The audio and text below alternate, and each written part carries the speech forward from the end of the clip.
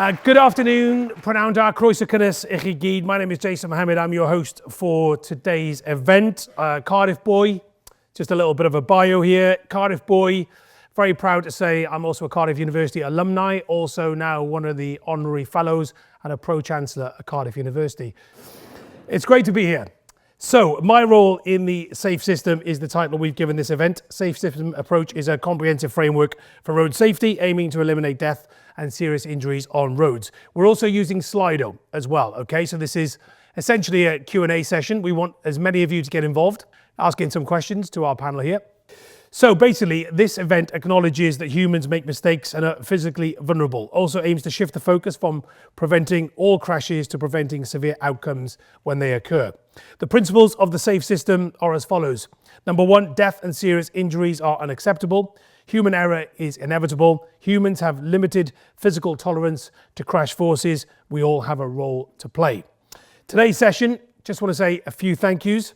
Diolch yn fawr iawn to Cardiff University School of Medicine, with support from South Wales Fire and Rescue, key event in the calendar of Project Edward, which stands for Every Day Without a Road Death. The Edward team are here filming and will be presenting this online to a professional audience on the 4th of March at 11 o'clock. So we have an hour to debate and discuss a whole range of topics. I'm now going to give each of our panelists 2 minutes to introduce themselves and highlight their own role within the SAFE system. They are Kirsty Williams, Dean Loader, Dr. Beth Barton, and Detective Inspector Rich Jones. Please give them a very warm welcome.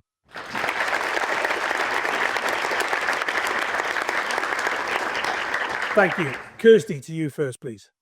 Thank you, Jason. Good afternoon, everybody. As Jason said, my name is Kirsty Williams, and I am a commissioner at the South Wales Fire and Rescue, placed there by the Welsh Government to oversee a transformation in both the culture and the governance of the fire service. I also am Vice Chair of Powys Teaching Health Board, the only health authority in the whole of Wales which doesn't have an emergency department. So we plan and commission services from the population of Powys. But the reason I'm here on the panel, I think, is because to provide a political overview. So I'm a recovering politician. For 22 years, I was a member of the Senedd, the last 5 of which I was a minister in the Welsh Government. I was the Minister for Education. So that's me. Thank you, Kirsty. In fact, I can remember interviewing Kirsty the first night when you were, I think, in the Assembly. First night on BBC Wales? 1999. 1999. Wow. Lovely to see you, Kirsty. Thank you very much indeed. Dean, please. Thank you, Jason. And it's an absolute pleasure to be here today just to share some of these experiences with you all.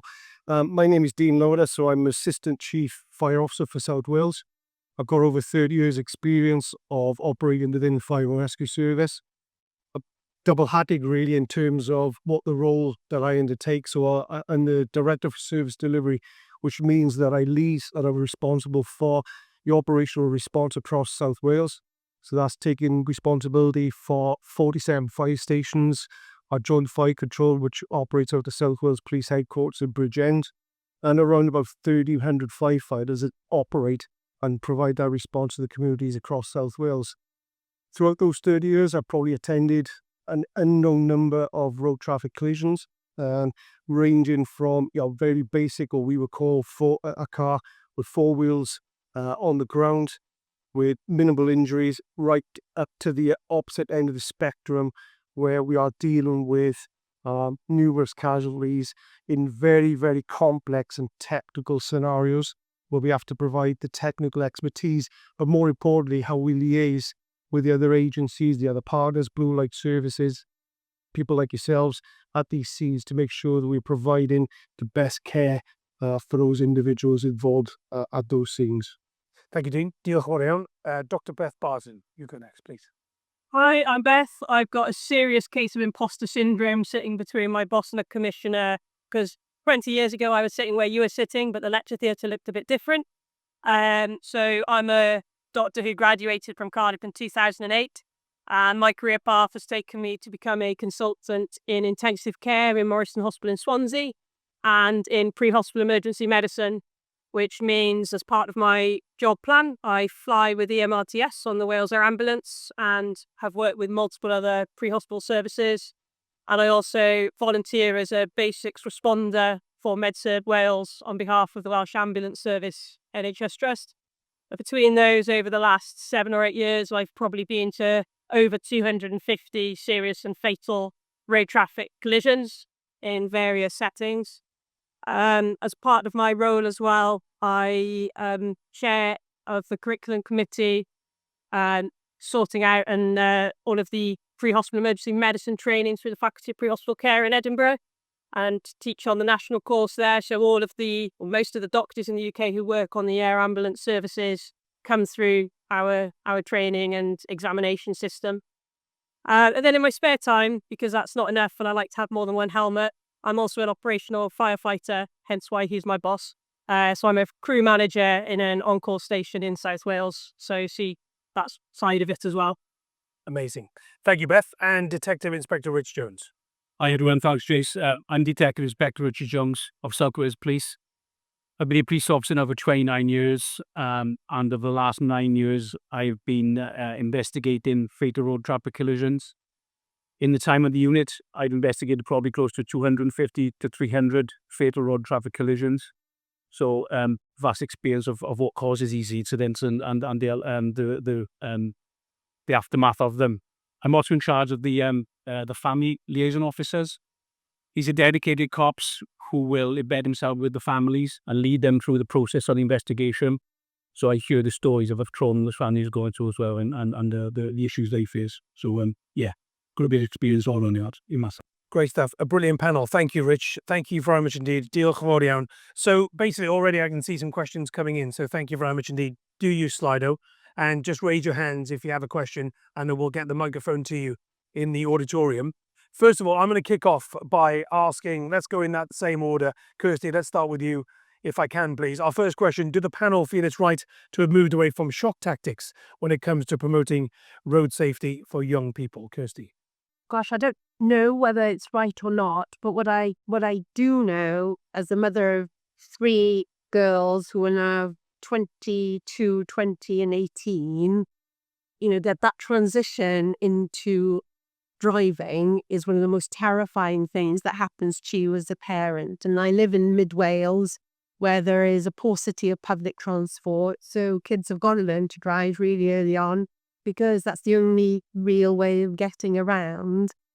And I think for me as a parent, because I don't know what the public health evidence would suggest as the most appropriate way, and trying to get through to them about their own responsibilities when they're driving, but also their responsibilities as a passenger in cars which their friends are driving is a really, really important thing to do.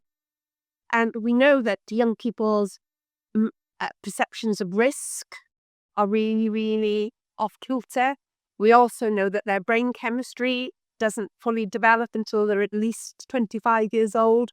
So their capacity for taking, uncalculated risks is immense. So we need to take that into consideration. And one of the things that I did when I was the Education Minister is introduce a new curriculum for Wales. And there's lots of angst about whether we teach science correctly or not. But one of the new things in the curriculum is the element of health and well-being and actually decision-making.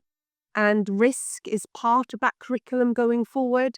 And that's one of the reasons why we wanted to broaden the curriculum out to more than just academic subjects. It's about having skills, life skills, to navigate your life correctly, and risk management skills and thinking through about risk behaviors and what you do as a human being, how that impacts upon you and other people is a really important life skill to give individuals, whether that's in risk with their relationships or risks with their drug or alcohol taking, or whether it's driving or being a passenger in a car.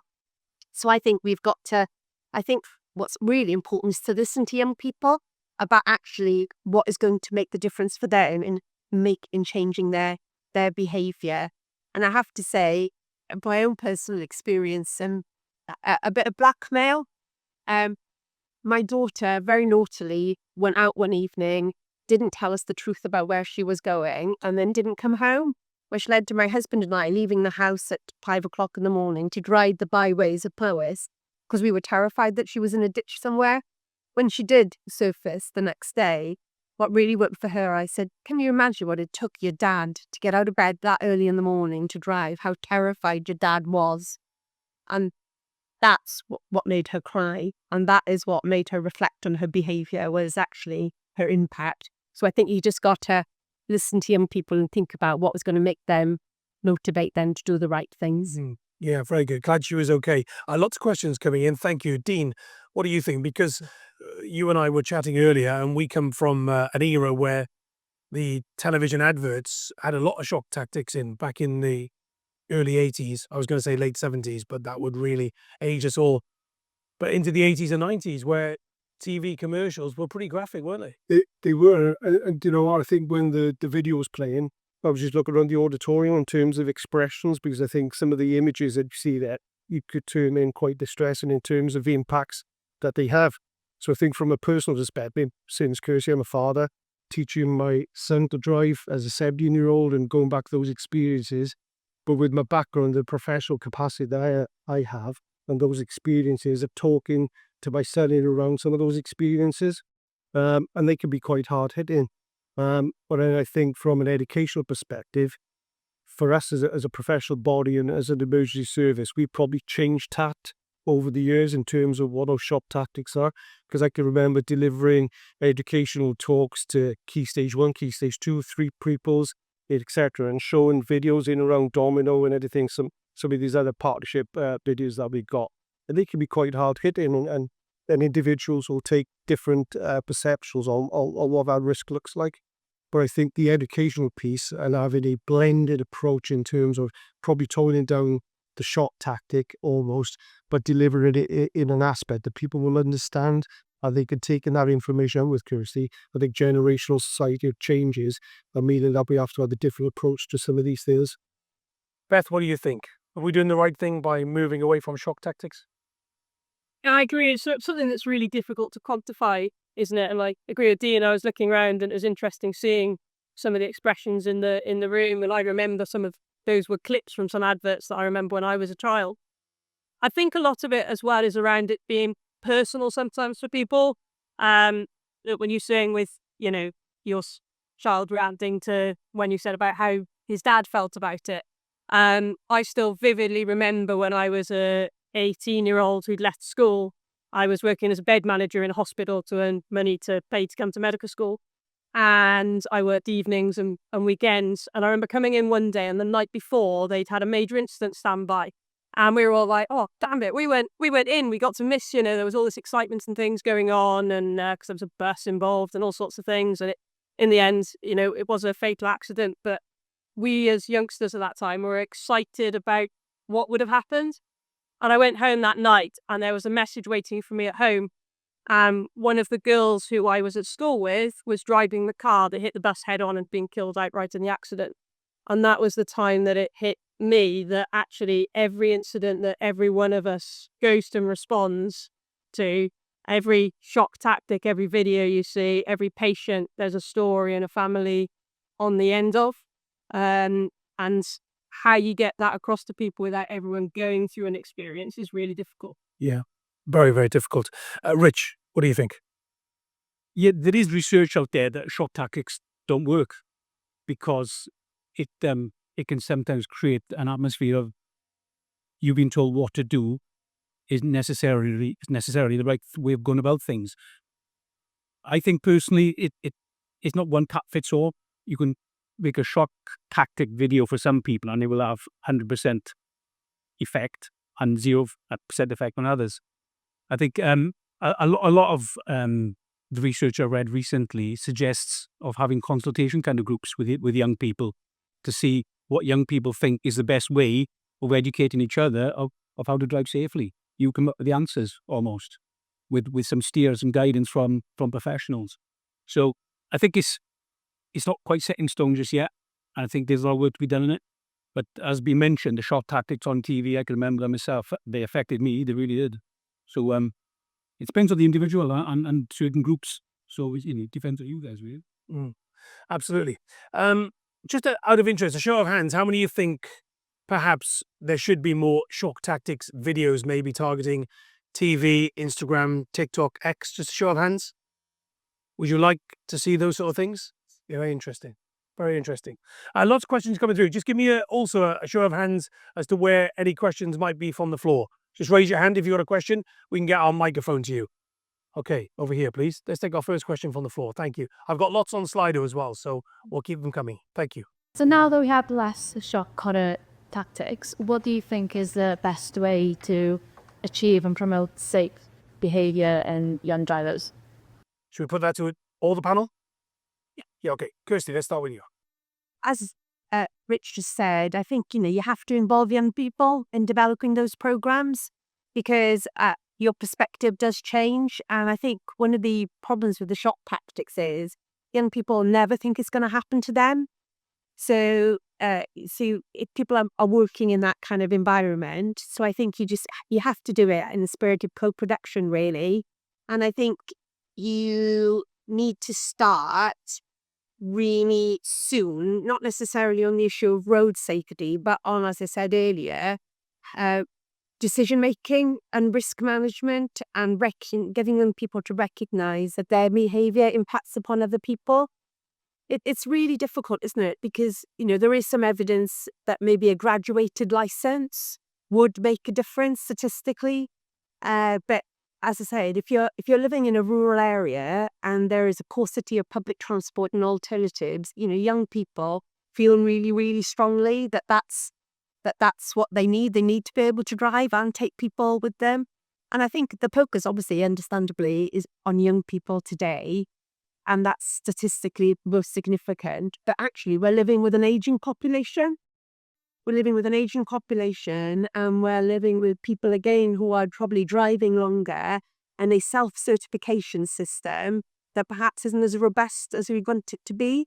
But I can imagine, colleagues in primary care being absolutely horrified if we said that primary care had to sign off on people's ability to keep driving. They've got enough to do. But I do wonder as well, not just looking at it from a young person's perspective, but how do we have those difficult conversations with older people about when it's the time for them to stop driving? So I don't want it just to be a focus on young people. It's the other end of the spectrum with an aging population we go. Yeah, there have been discussions and calls, haven't there, for older people to maybe have to resit their test because it would have been, in some cases, 60 odd years since they've passed the test. We've got lots of questions to get through, so I'm going to skip to, thank you so much for your question. Thank you, Kirsty, for answering that. And let's skip to some of your questions because that's what we're here for. Don't be shy as well, okay? So if you do want to ask a question from the floor, I'd encourage you to do so. We like that. Okay, here we go. Do you think a lack of education on risk is the issue? If so, it's a really good question, this. Do you think the driving age should increase? Beth, you start us off. It's a great question, right? It is a good question. I think we'd all agree that education is one of the cornerstones in safe driving. And as we've already alluded to, young drivers we know are one of the highest risk groups and are disproportionately affected by significant road traffic collisions and injury and fatalities as a result of that. It's also like a landmark, isn't it? Passing a driving test, having the freedom to be able to go out and drive, to be able to go to work. Similarly, I lived in rural Herefordshire, and as I say, I was working as a bed manager nights and weekends. I couldn't have done that and been making money to be able to come to university if I didn't have the ability to drive my £200 held together with duct tape Nissan Micra to and from the hospital to go to work. And so the risk is that by changing the availability of driving, by raising the driving age, that we then inadvertently affect some members of our population, particularly those based in more rural areas, those who maybe don't have parents who can drive, those who care for people, young single parents. So everything you do has got an action and reaction. So I'm not sure that it's the right thing, but I don't know what the answer is, if I'm honest. Okay, let me propose this then, Dean, raising it to, say, 21. What do you say? I think it's a great question, by the way, and I think I probably agree with what Beth has said, because I think being a parent, but then obviously working within the arena that I do, We tend to target those 70 to 24-year-olds because that the evidence and the data that we use suggests that those are probably the most risk age group or category. This is why we try to target those individuals within that age limit. However, I think from my own experiences, 17, I think people are mature enough to take on that risk in terms of what it means to be a safe driver. I think with the right type of educational packages and the engagement that's out there, Project Edward and everything else that's going on, I think there's enough scope there that we could educate individuals. One of the biggest challenges that we find, taking away the age category, is in terms of how we engage with the transient population that comes in and out of Wales. Because if you imagine living in Cardiff, you live in the Cardiff area or you work in Cardiff area, we have so much people travelling across the Severn Bridge or from outside the Cardiff area to come into the capital city. To try and engage with those individuals is a massive challenge. You can engage with the people who live within our communities via these types of forums, through schools and colleges, etc. But we can't engage with and consult and educate those individuals who live outside of Wales, but travelling each and every single day, and they are in the hundreds of thousands travelling the world. So that's the biggest challenge for me. That's an excellent point. Rich, what do you think? Raising the age to 21, for example. I don't know what the age is. I passed my test after 6 lessons, and first time, and 6 lessons. Wow. You're the best driver in Wales. Up by the highway code test, so literally 3 questions from your driving instructor, and you pass your test. Was that good enough for me to pass my test and to be in charge or motivated on the road? Nowhere near. I think we need more education for our drivers. I wasn't ready to be on the road. I had 3 accidents within a year. Luckily, not serious. I wrote off 2 cars. I wasn't the best driver in the world. But luckily, they were very minor. So I wasn't ready. And I disagree with what Dean said, and I think we should potentially look at up in it, or at least give far better training, far better inputs out of certainly road risk management and the risks you pose to drive in. A hunk of metal down a motorway at 70 mile an hour is a death trap, if not handled correctly. I think one of the things to consider, though, is how prohibitively expensive it is to get professional driving lessons. Learning to drive as a 17-year-old is a really, really expensive thing. So the access to professional lessons as opposed to your mum and dad and learning their bad habits. And of course, there are more advanced driving instructing courses that you can take and a Pass Plus course. But again, those are super, super expensive. We're pricing out the opportunity for people to engage in better, in-car education because of the price of it all. So I think that, that's something to consider as well. It's really difficult as a young person to be able to afford to have that education because of your average price of a driving lesson. And certainly you can't. And then there's also, inadvertently, where my daughter's learned to drive, we have a lot of motorway in Powys. We've barely got any dual carriageway, but you can pass a test and then be expected to be able to drive in all of those facilities. But if you changed it, you just disenfranchise a whole group of people by where they live. So for every action you take, you've got to be careful of the inadvertent barriers you're going to put in place. Yeah, that's a great point. And also, as you said earlier, Kirsty, it's a rite of passage. It's one of those wonderful moments in your life, isn't it? When you pass your test as well. Right, okay, question to Rich here. Rich, how do you deal with a concerned family member in the event of a road traffic collision? It's a lot of disbelief by family members on the initial kind of being told what's happened. I'm very, very lucky that I've got a fantastic cohort of trained officers, the family liaison officers, they are called. And their job is to liaise with the families, to explain to them what's going on, what's happened, lay out the process as we go forward. And I will make a point of meeting families as well to answer some of the questions of the more investigative aspects of what they can expect, what we think the driver may have done that he'd been involved in the fatality. But at the same time, we've got to manage the expectation because we can't tell the family, oh, this is what's going to happen. The driver's guilty. They're going to go to prison. Enough said. Maybe deep down inside, we may know that, and we put a good investigation to get that end game. but there's a lot of work to be put in between that incident and that court case. And there are a lot of questions. Basically, the family will know what happened. Simple as that. What happened? And it's our job to find out what happened, whether it be, mobile phone interrogation, toxicology reports on their bloods, etc., speed calculations, all the different elements of an investigation to give those family members the answers they want. And sometimes we can't always do it. And trying to manage that expectation is huge, especially sometimes families don't want to believe what we tell them is accurate. That is a huge, huge area of management of that individual family setup. And like I say, I'm so happy and glad I've got some amazing family liaison officers who do that work for us. Thank you for all your work, Rich, you and your team. Question for you here, Beth. What is the most common cause of road traffic accidents? Most common cause of it, statistically, I don't know what the statistics go. Based on personal experience, I would say the highest things in the significant accidents I've been to have either been drivers who were distracted, drivers who were under the influence of alcohol or other substances, which unfortunately you'd think these days wouldn't happen, but it does every day. And even people the night before, and going back to the education thing, I'm not so sure about the driving age, but I think that the ability to have any alcohol in your system when you drink and drive is probably something that does need to change. And people driving beyond their limits, sometimes in vehicles that they're not familiar with driving, and in situations that they're not familiar with driving, whether that's motorways when they've not had any experience of driving in it, and whether that's poor weather conditions in vehicles that are not fit for it, or whether it's just what was that Top Gun quote? Your body not able to cash the checks that your ego can, or something. And you do see that. I'm sure my colleagues would agree with me a lot of. And that is something that we see more commonly, unfortunately, in that younger demographic. Just an add-on here for each of you on the panel. Again, raise your hand if you do want to ask a question, and we'll get a microphone to you.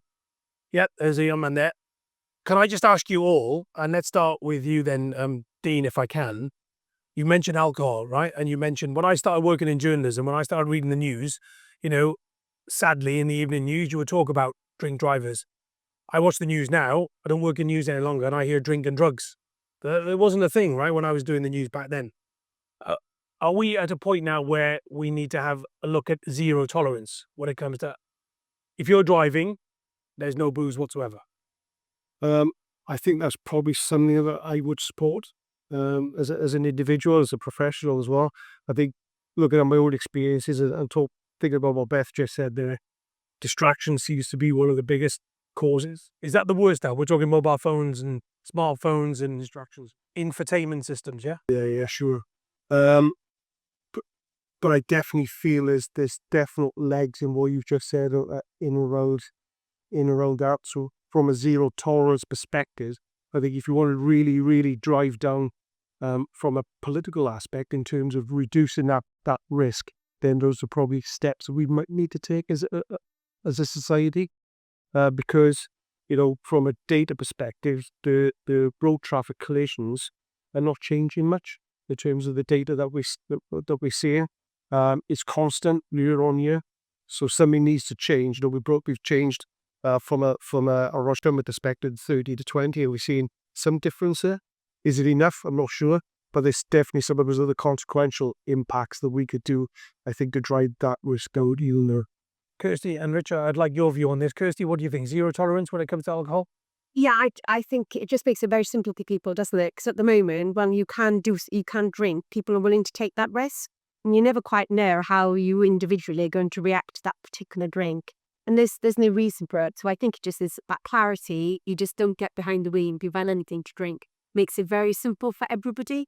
Yep. Rich? Yeah, totally agree. And as you mentioned earlier, drug driving is on the increase, predominantly between young people. So yeah, zero tolerance all the way. Okay, thank you. Let's take a question. Thank you very much for all your answers so far. I was interested to know what your thoughts were on Mark Drakeford's recent change to the 20-mile-an-hour speed limit. Do you think this is something that should continue to roll out? There's been lots of pushback by communities on this. What do you guys feel about this change to the speed limit? 20 miles per hour, which I have to say, hosting a radio phone-in has kept me going for the last 18 months. Yeah, I feel really sorry for my former colleagues in the Welsh Government because, and as we've seen, after a year later, the stats speak for themselves. Numbers of serious injuries and fatalities has gone down. It has gone down. So how do you then communicate that to a public who, as Jason said, has been absolutely incandescent about the imposition on their personal freedom? I have to say, when I was an elected representative, I was constantly being asked by communities to have the speed limit lowered in their area. And there's lots of stats to show that people want a low speed limit where they live and where their children are walking and playing, but they don't want to be confined to that speed limit in other places that they go. I think the other part of the problem with the policy has been the implementation of the policy. So individual councils had an opportunity to really look at their own local circumstance. And the variation in the approaches local councils have taken has been immense. So in places like Swansea, they would have had a figure of about 10% of the roads that could be 20 miles an hour, they've kept at 30. So they've used their discretion locally to make informed decisions. Other councils, like Wrexham, they just put the 20 miles an hour everywhere, without really thinking about the appropriateness. So I do think that there's something in the implementation of the policy. So I think implementation, the communication about it, and I think also there's a timing. We're living in a time at the back coming out of the COVID period where I think people are just generally quite cross at the idea of governments imposing any restrictions on their lives. And that's a natural reaction after what we all went through in that period of time. So I think it's also a case of bad clearly also. Yeah. Thank you, Kirsty. What about you, Beth? 20's plenty? I've had mixed feelings on it, the same as most people in the room probably have, and certainly, as Kirsty says, with the implementation of it, I know one of the roads I drive down goes 20, 30, 20, 30, 20 in the space of about 400 yards, which just seems absolutely nuts. Equally, I think very few people, I suspect, on the panel or in the room or in the population would have an issue with it being 20 miles an hour outside a school, outside areas where it's built up around play parks and things. And we know that statistically, yes, if you're a pedestrian hit by a vehicle at 20, the chances of you having significant injuries are lower than they are if you're hit at 30. It's also not going to be the panacea because at 20, 30 miles an hour, the accidents we see that cause fatalities tend to be pedestrians versus vehicles. And so it will have an impact on that proportion of road traffic collisions. And I think that's the statistics that we've been seeing. What it doesn't have an impact on is those higher speed roads and some of those ones where we get the more fatal accidents that affect motorcyclists, car occupants and drivers. And actually, as Dean said, we're not seeing those statistics change as much as you might expect, considering the technology that's coming into vehicles. We go and cut up cars now and it's much harder technically to take a car apart than it was 10, 15, 20 years ago because cars look very damaged, but actually the passenger compartments are very good. So despite that, we're still seeing serious accidents and fatalities on our roads, and that's not coming from people who are having accidents in 20 or 30 mile an hour limits. Thanks, Beth. Let's just round up then. Dean, you go first on 20. Rich, you'll do a reaction to that as well, and then we'll go on to the next question. Yeah, sure. I think the 20 mile per hour is very topical and it's a great question to ask because I think it's probably a debate that we had in my house at the time and then for us as an emergency service as well in terms of what's the impacts for us. But just looking at some of the data really in around since the introduction of the 30, the 20, and the figures are lower. So, your fatalities are down by 27% since the introduction. Your serious collisions are down by 17%. And your slight collisions will be down by 29%. That's just on the 20 mile per hour road. So the data is hard to argue against.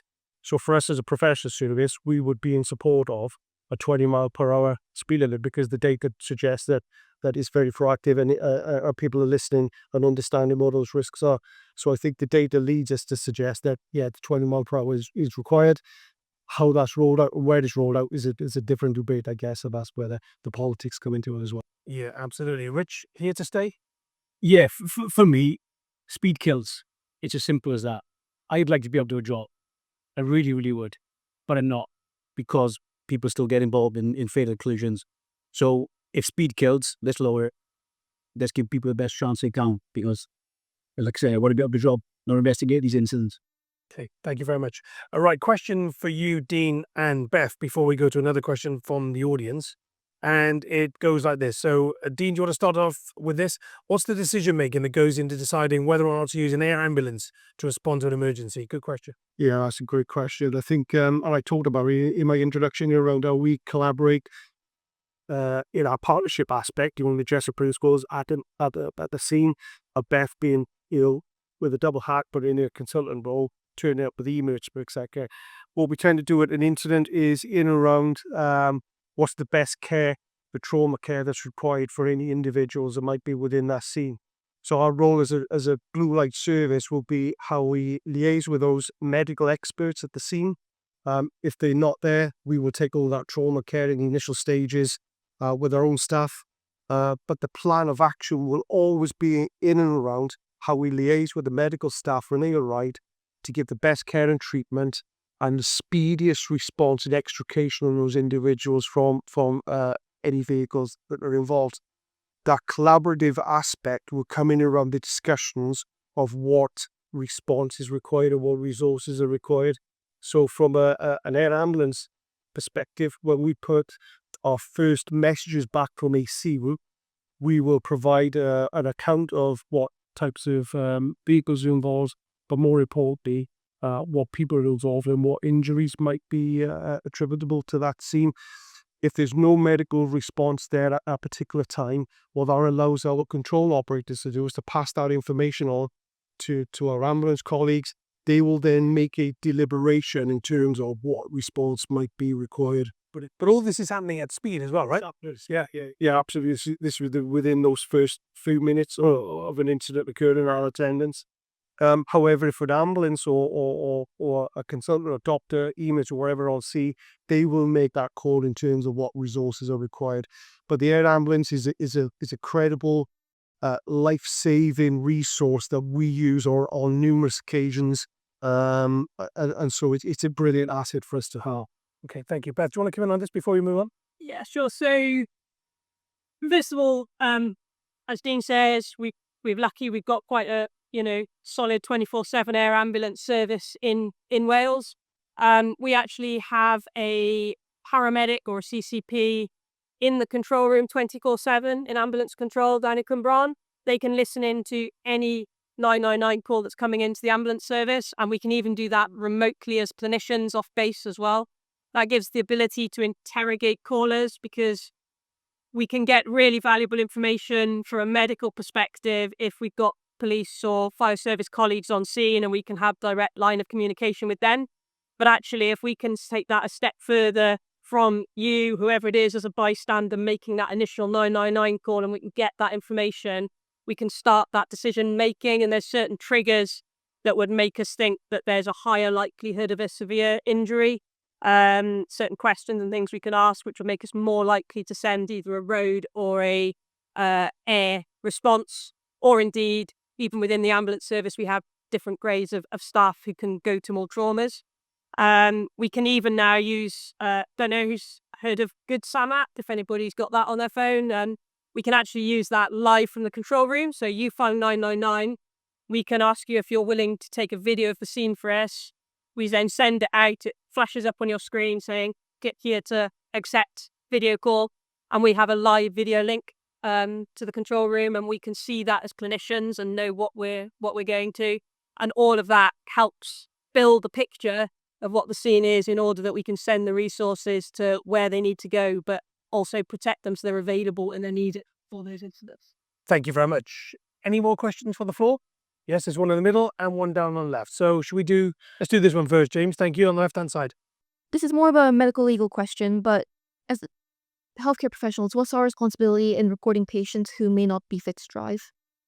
So, I mean, from a medical perspective, the GMC's got some quite clear guidance on this, because it's a really difficult position as a healthcare provider, because on one side you have your duty of confidentiality to a patient who may have told you something, or you may be aware of something that may impede their ability to drive, medication they're taking, etc. But and you've got a right to protect and a need to protect the public, a duty of care there, but you've also got your duty of care to confidentiality for a patient who may have disclosed something.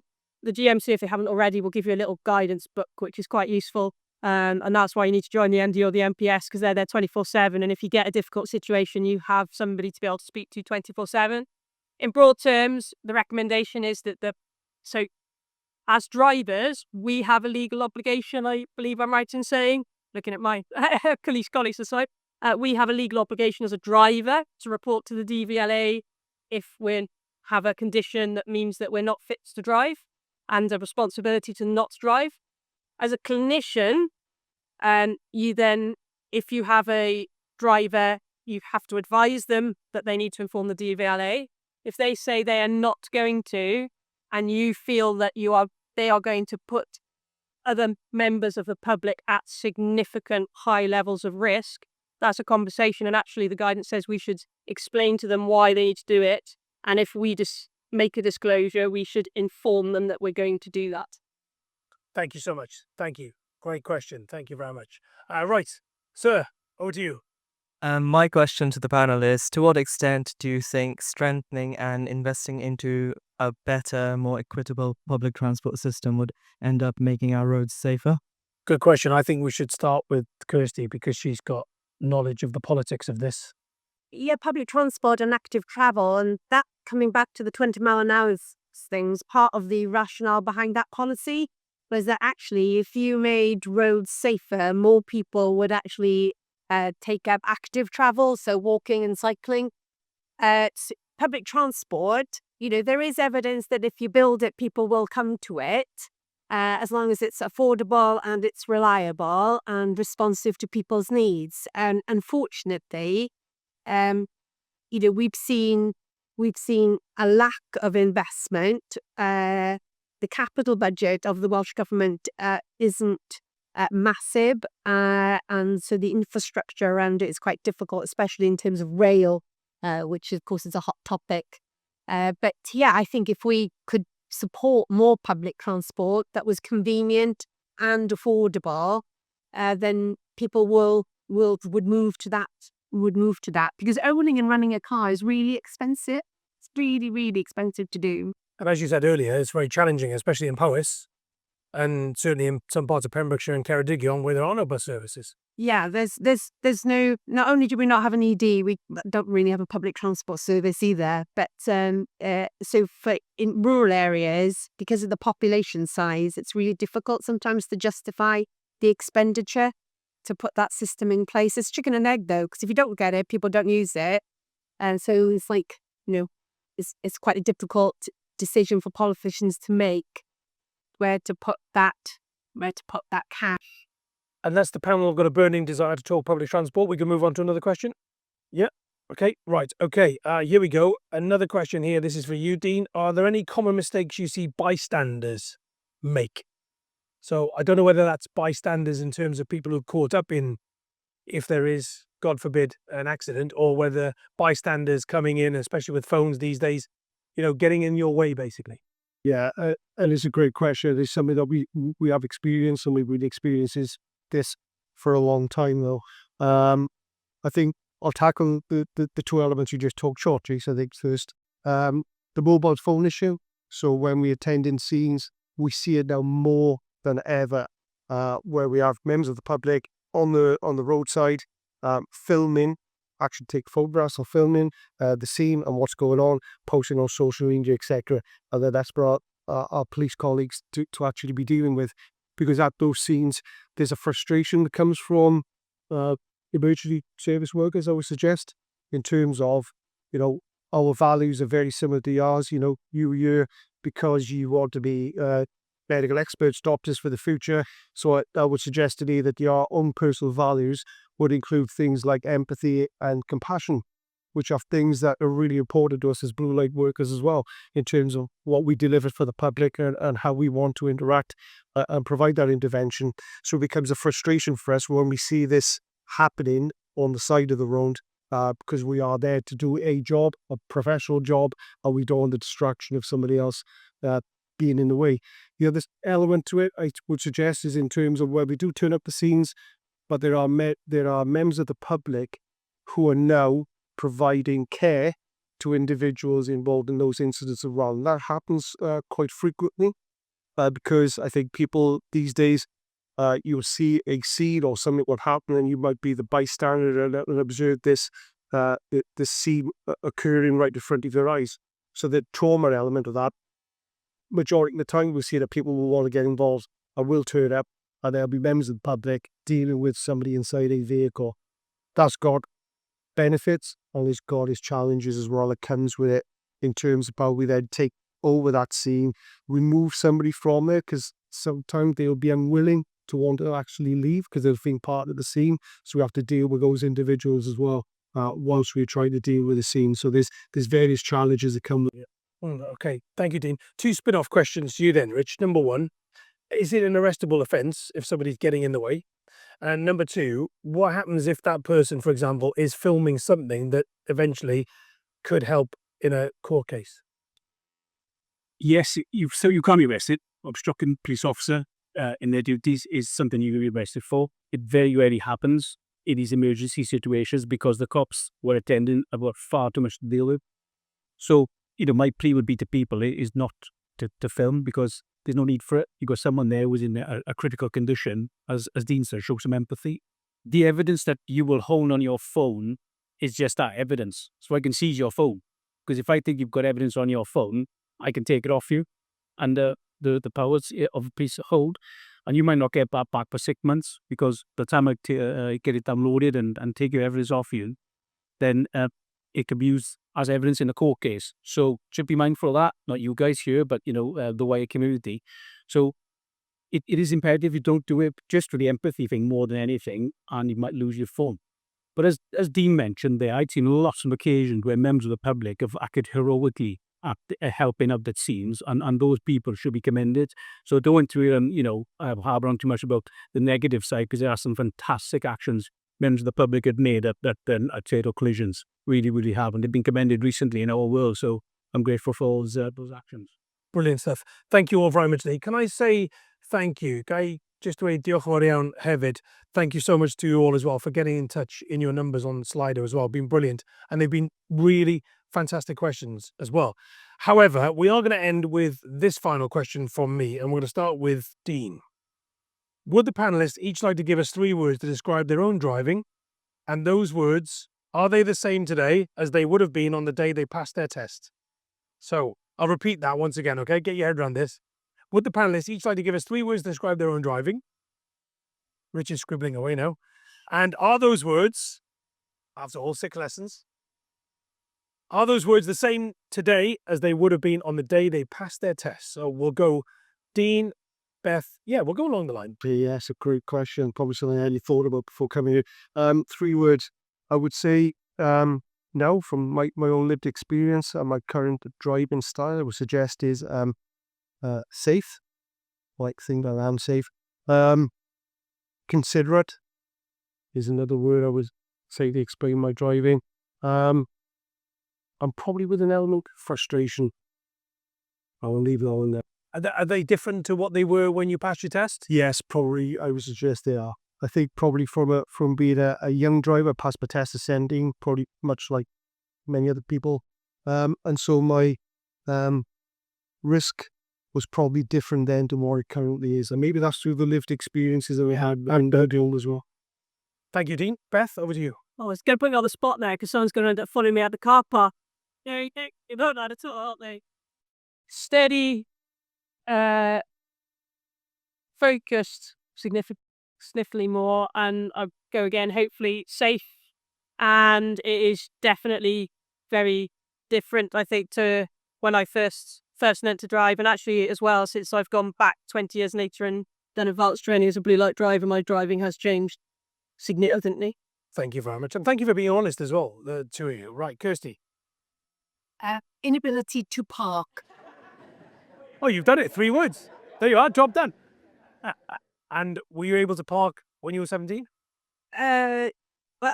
park enough to be able to pass my test. I wouldn't describe myself as a great driver.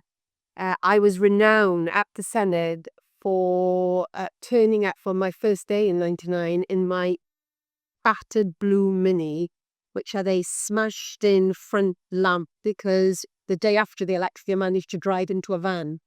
So I was renowned for being this assembly member that turned up and parked my little battered up car next to all these very pop cars. And then there was my blue Mini. Thank you, Kirsty. And Rich. Yeah, I think Dean read my notes, obviously. First one is safe. And not when I was 17, because I mentioned earlier, I never crashed when I was 17, so definitely better there. Considerate, and this is pertinent for motorcyclists. Motorcyclists are very, very vulnerable. If I see a motorcyclist come up behind me, I move out the way, let them pass, because they are in a very, very vulnerable position. So very considerate to motorcyclists particularly, and other road users, obviously. And alert, because you might be the safest driver in the world, but other drivers may not be. And who's to say you're not going to encounter the drink drivers coming in the way? So just be mindful of the traffic around you. So very alert. Good stuff. Thank you. Would you join me in thanking Kirsty, Dean, Beth, and Rich? Thank you very much indeed, guys. Thank you.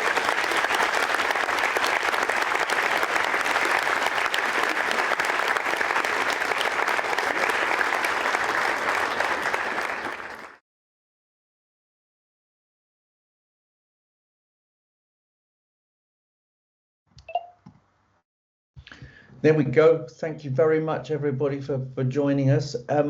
I apologise because I didn't put the chat on, but anyone who is still with us and wants to say anything or make any comment, we've got a few minutes. You're very welcome to. You should be able to turn your microphone on and perhaps raise your hand.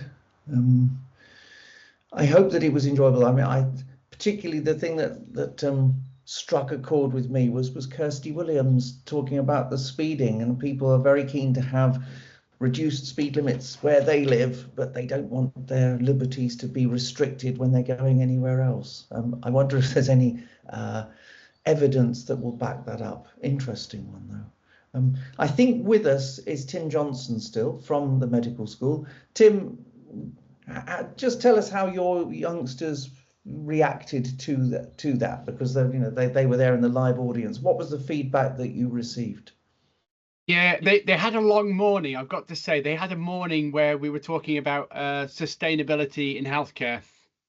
But actually, I was a little bit concerned that after 3 hours of talks about sustainability in healthcare, we might not get good feedback. But the feedback was very positive. And I think, as I said at the beginning, one of the things that really struck me is that we run a simulation event in May every year with South Wales Police, Fire and Rescue Service, MedServ, and we do a whole day where the students are actually trained in how emergency services approach a road traffic collision. And I normally struggle to get people volunteering to be casualties in that event. But at the beginning of this seminar and through this seminar, students were given a QR code to actually volunteer, and we filled all our volunteering within about 3 minutes.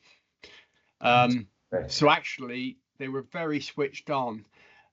The other thing we've mentioned about shock tactics, I got to say, I think that video we showed at the beginning, I certainly saw a number of individuals looking very shocked, and indeed, I hate to see it, one of my colleagues actually bursting into tears, and actually was a massive impact on a number of the students, and again on a colleague, because they've had prior experience, unfortunately, of having lost loved ones through road traffic collisions.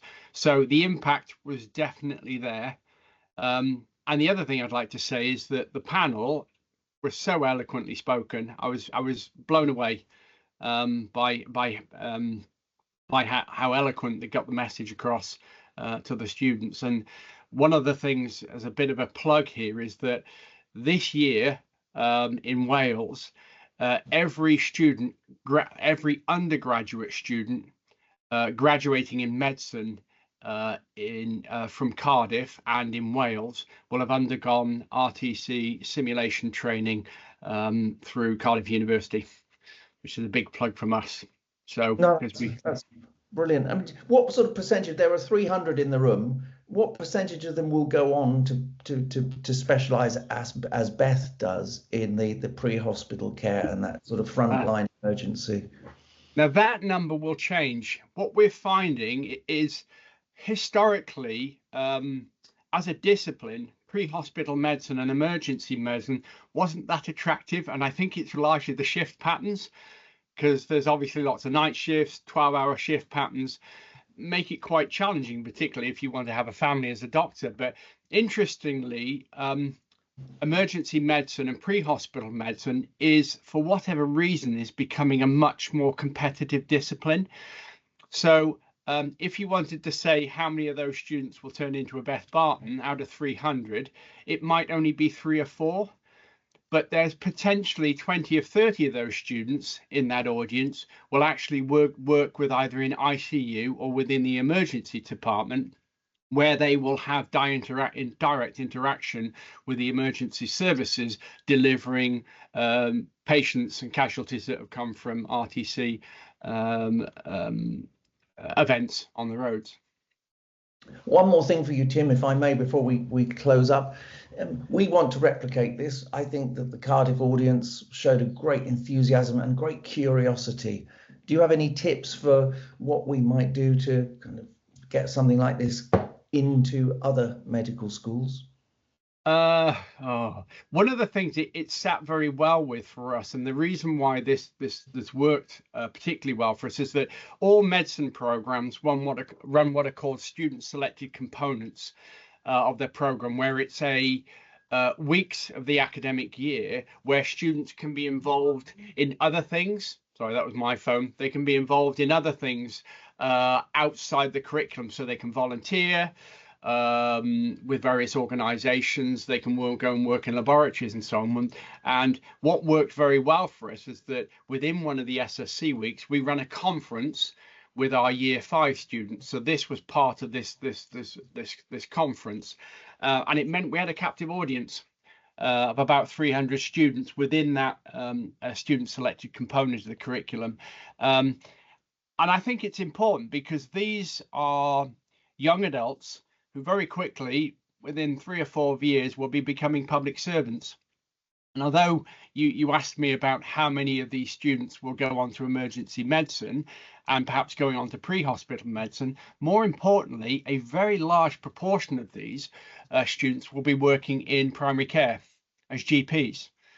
And that is a fantastic resource in being able to provide important community safety messaging, but also caring for the families who might have lost loved ones, because they will require care within the community, as well as hopefully those casualties that have survived will be needing ongoing care within the primary care environment. So, you know, it's a great target audience. You know, the right age. They're the ones that are most likely at risk of having a road traffic collision, in addition to being public servants and being able to provide important education messaging within the communities that they work in. Well, Tim Johnson, thank you so much for spending some time talking to us, just to reflect on what we have just seen, and I hope it's been a useful time for anyone. Before I close, does anyone wish to say anything or pop in a comment? I'm very happy to hear from anyone else. In which case, we will close now, and I'll pop this on. This will be released as a recording in the Project Edward website showcase. And I think, Tim, just finally, I'd like to volunteer for your extrication exercise on the 19th of May. So you can please put me into whatever role you like. But from me for now, bye-bye. Thanks for joining us. Bye-bye.